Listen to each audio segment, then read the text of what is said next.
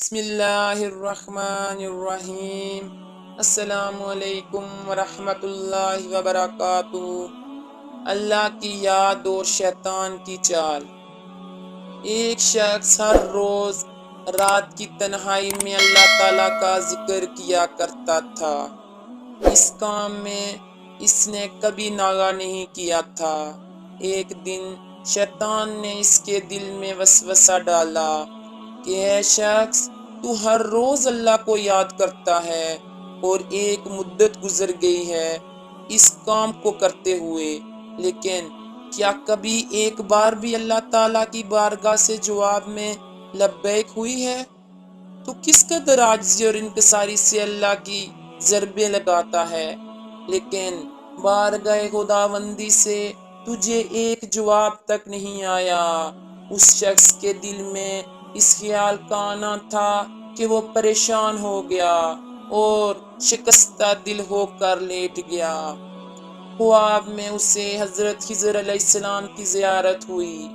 آپ علیہ السلام نے اس سے پوچھا کہ اے اللہ کے بندے، تو اللہ کے ذکر سے رک کیوں گیا ہے؟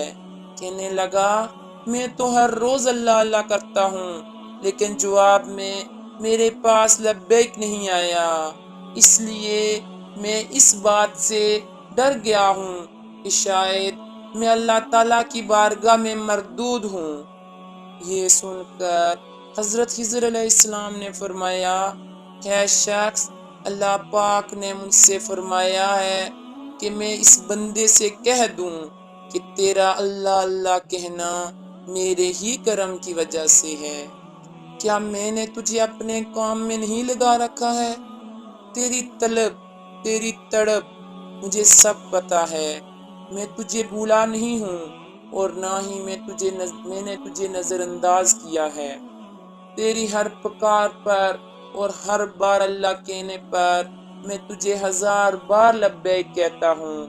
تجھے یہ سوچ، تجھے یہ تیرا یہ عمل، یہ طلب میں نے ہی دی ہے اور میں نے ہی تجھے اس کام پر لگایا ہے، اور اصل میں تجھ سے زیادہ مجھے ہی تیرا اشتیاق و شوق ہے۔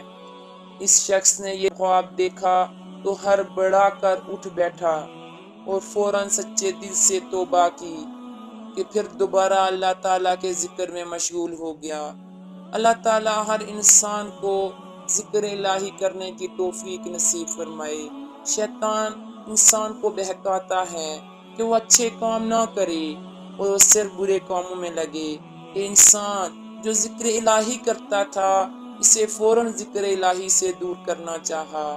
اللہ تعالیٰ شیطان کے مردود سے ہر انسان کو محفوظ رکھے، آمین۔ اس طرح کی مزید ویڈیو دیکھنے کے لیے ہمارے چینل کو سبسکرائب، لائک اور شیئر کریں۔ شکریہ۔